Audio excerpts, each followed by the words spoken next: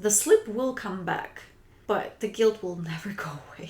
Hi guys, my name is Sona. I'm a mom of 7-month-old twins and a 2-year-old toddler, and in this video I would like to share with you 5 reasons why I consider sleep training harmful from perspective of parents and especially moms. I don't stand by any official sleep training methods because they are harmful for parents, for relationship between parents and relationship between parents and babies. Before I start, I just wanted to let you know that I'm not gonna pass judgment on your choices. If you sleep trained in the past or if you're planning to sleep train in the future, it's up to you, it's your life, and you make the best decisions for your family.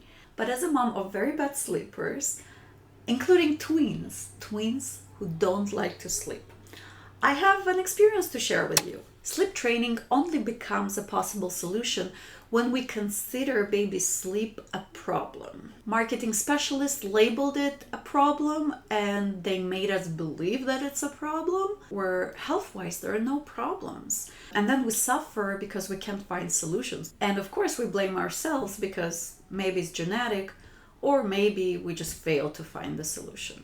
When my firstborn, my daughter, came to this world, she was the cutest little person with a lot of hair, and she was a horrible sleeper from day one. So I was recovering from C-section and the nurses would bring her every 20-30 minutes to me for a feeding. I could sense that she's feeding well, that she's not hungry. I had a great supply and she was really good at nursing, but they would insist that she was not sleeping. She was crying all the time because she was hungry.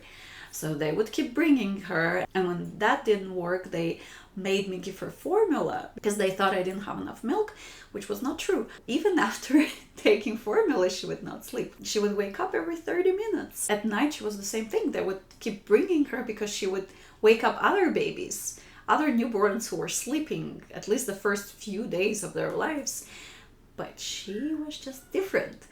She's a mix of Middle Eastern and Latino blood. It's a wild mix, and we people are a little bit crazy and very active, and we don't like to sleep.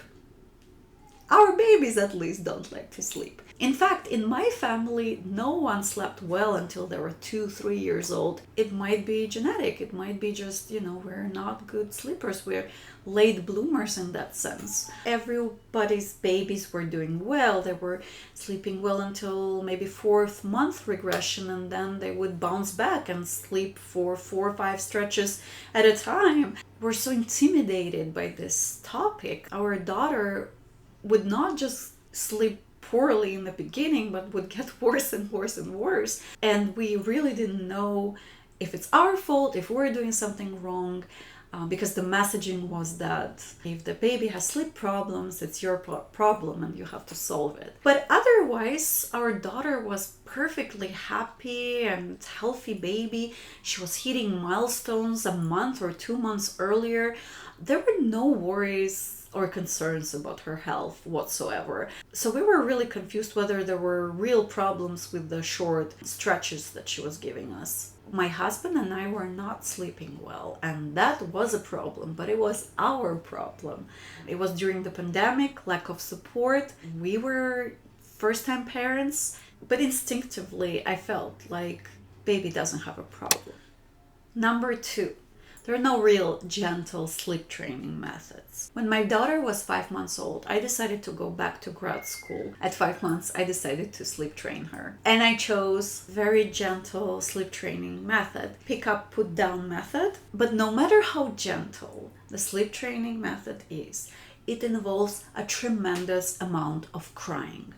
And babies don't just cry 15-20 minutes. They can cry for hours. I could barely stand 15 minutes, and in those 15 excruciating minutes I thought of my baby being tortured by someone and me not being able to interfere. I was just sitting and watching how my baby was suffering. It felt so counterintuitive. It felt wrong, deeply wrong. It was a pure torture for me. Not only it made things worse, because in the next few days my baby was more clingy, more impatient, more nervous. The entire experience was purely terrifying and traumatizing for me. My husband was first very sad on sleep training. He was on the same page with me and he also wanted to try. When he saw what happened to me, and yes, maybe I was a little bit over dramatic, but hey, I'm an Armenian, okay? We have images of genocide in front of our eyes at all times. We're born with generational trauma. Do I want to add to this? No. Number 3, sleep training is not natural. As mammals, we're hand-wired to respond to our baby's distress calls. It's something so basic, so instinctive. Unless there are some medical conditions like postpartum depression, our bodies, when we become mothers, don't lie to us. We can really trust our basic instincts, at least at that time of our life. That connection to my own body and to my baby, who was in my body before, was so strong. Now suddenly you're told that yes, all those instincts are good and true, but when it comes to sleep training, you should ignore them. Your baby's in distress, don't soothe her, don't pick her up, or pick her up and then put her down so she knows she's supposed to sleep in the crib and she's supposed to soothe herself, even though she's never done this in her entire life and she doesn't even know what you want from her, but somehow she has to learn this. But you don't listen to those hormones. Ignore your baby's cues because there's something more important happening here, something more important you're teaching them. Regardless of sleep training effects on a baby, the system really messes up your hormones, with mom's hormones. It also messes up with your mind because you stop trusting your body, you stop trusting yourself to take care of the baby. Even if you bring me a real scientific proof that sleep training does not damage, it's not harmful to your baby, I will give you a proof that it is 100% harmful for parents, especially for moms. Those few days, few hours that I attempted to do sleep training were some of the worst moments of my life. I was in agony, I was in physical pain, I was crying hysterically, I was shaking, I was not well at all. I thought I failed my child. I thought I was a terrible mom. The guilt was just overwhelming. And with that, I felt like a failure because I was failing the sleep training, because I would not finish it, and therefore there was no result in all of the things that I've done. Who in the world would consider this experience healthy, where both a child and the mom are in such distress? Let's say it worked, and even if she started to sleep better, which she actually started to sleep worse after that, I started to sleep worse. I started to sleep worse because I couldn't sleep. I would think about those moments of torture and how I failed my child, and all the mommy guilt will come up and I just couldn't sleep. Number 4, sleep training might not work for your child. It did not work with my daughter, by the way. My husband, if you hear some weird sounds, my husband is putting one of the babies to sleep. It's difficult. They're just different babies. They don't like to sleep. My daughter didn't sleep through the night until she was 2 years old, and even now at 2.5, sometimes she gives us troubles and hard nights, but it's mostly when she's sick. But the twins, they are 7 months old and they wake up 3, 4, sometimes 5 times a night. Sometimes they wake up every hour. Now we know that it's okay because they are healthy and happy and smiley and curious and very social babies. I wish someone just told us that it's okay. And if you are struggling with this, I'm telling you, it's okay that your baby doesn't sleep. All babies learn certain skills at different times. And some babies are not ready until they're 2 years old or 3 years old. Have you ever seen anyone, a grown-up, who doesn't know how to sleep? Who didn't learn the skill of sleeping? I mean, it's ridiculous even to think about it. The skill of self-soothing, some babies learn very early on, but others need 2 years to learn. Babies live in harmony with the nature. Why would we want to break that connection? So ultimately, if I'm not sleeping, it is my problem. And as a grown-up, I have to take that problem to other grown-ups and not force my techniques and trainings on a little creature that comes to this world trusting us to take care of it. Now, it's important to say that the reason why parents even want to sleep train in the first place is most of the time because they're desperate for sleep.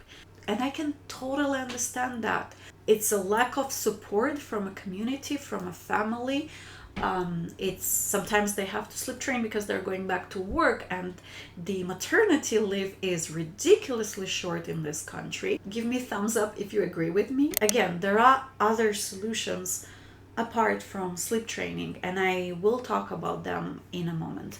Number 5, guilt over sleep training might not ever leave you. I'm not trying to scare you, but I didn't even finish sleep training, and I already experienced an enormous sense of guilt.